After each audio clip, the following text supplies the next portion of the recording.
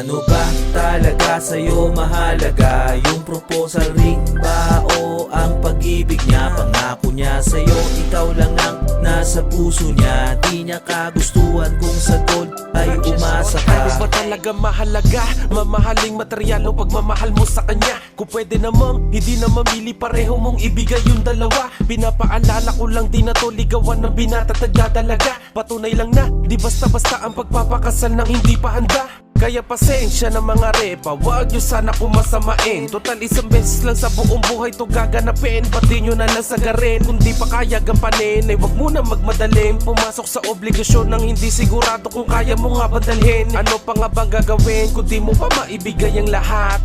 Ba't di ka muna mag-ipon? Di yun nagmamadali ka agad. Kung sa singsing at saka bulaklak pa lamang ikaw na ay nasa salat. Paano na lang sa pang-araw-araw na ipapakain mo sa iyong magiging asawa't anak? Kasi sa panahon ngayon masyado minamaliit na ang salitang pagmamahal. Sa sobrang pagmamadali karamihan sila pa yung mga hindi nagtagal. Bagay tama ka naman, ang pag-ibig ay di matutumbasan ng material. Subalit kung di pa handa, wag na muna para sa akin yun na mas pinaka-practical. Ano ba talaga sa'yo mahalaga? Yung proposal ring ba o ang pag-ibig niya? Pangako niya sa'yo, ikaw lang ang nasa puso niya. Di niya kagustuhan kung sa gold ay umasa ka. Maraming dahilan pero bakit nagka-issue pa? Sana nakinig ka na muna, buksan ang mata. Kaya relasyon nyo ngayon ay may lamat na. Sapat na yun siguro, dapat lang na i-break ka niya. Yo, check, di naman talaga mahalaga, pero bakit ka bigla nag-iba? Dahil ba hindi ginto ang nakita mo sa malaki mong mata? Naku, iba ka, kaya tanong mo agad, mahal ka ba niya talaga? Sukatan ba ngayon ang pag-iibigan sa material na halaga? Di mo dama, ilang taon na ba tayo magkaparehang dalawa? Ikaw at ako sa hirap at dinawa, ang tali ng puso ay magkaisa. Kumbaga sa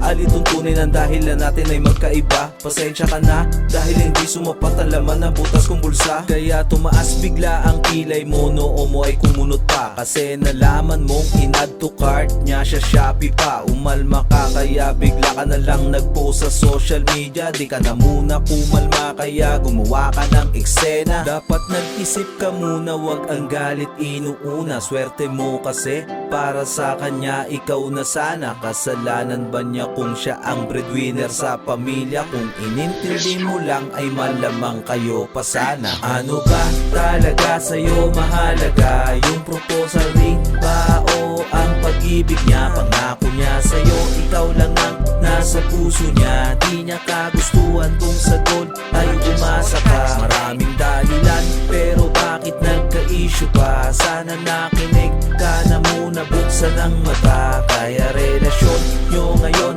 ay may lamat na. Sapat na yun siguro, dapat lang na i-break ka niya.